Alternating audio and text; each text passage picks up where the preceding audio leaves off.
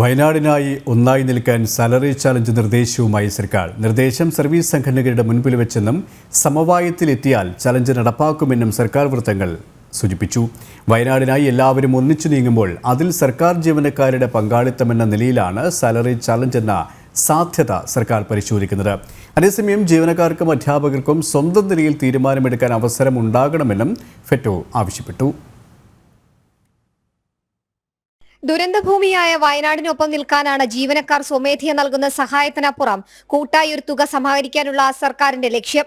ഇതിനായാണ് salary challenge എന്ന നിർദ്ദേശം service സംഘടനകളുടെ മുൻപിൽ വെച്ചിരിക്കുന്നത്. നേരത്തെ സാലറി ചലഞ്ചിനെ പ്രതിപക്ഷ സർവീസ് സംഘടനകൾ എതിർക്കുകയും നിയമ പോരാട്ടത്തിന് കാരണമാവുകയും ചെയ്തിരുന്നു. എന്നാൽ വയനാടിന്റെ കാര്യത്തിൽ എല്ലാവരും ഒപ്പം നിൽക്കുമെന്നാണ് സർക്കാർ പ്രതീക്ഷ.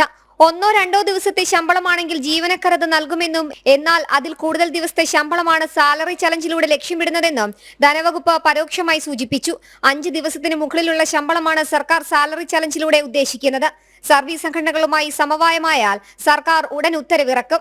അതേസമയം 5 ദിവസത്തെ ശമ്പളം സംഭാവനയായി നൽകണമെന്ന മുഖ്യമന്ത്രിയുടെ നിർദ്ദേശത്തെ ഫെറ്റോ സ്വാഗതം ചെയ്യുന്നുവെന്ന് സംസ്ഥാന പ്രസിഡന്റ് SK ജയകുമാർ അറിയിച്ചു.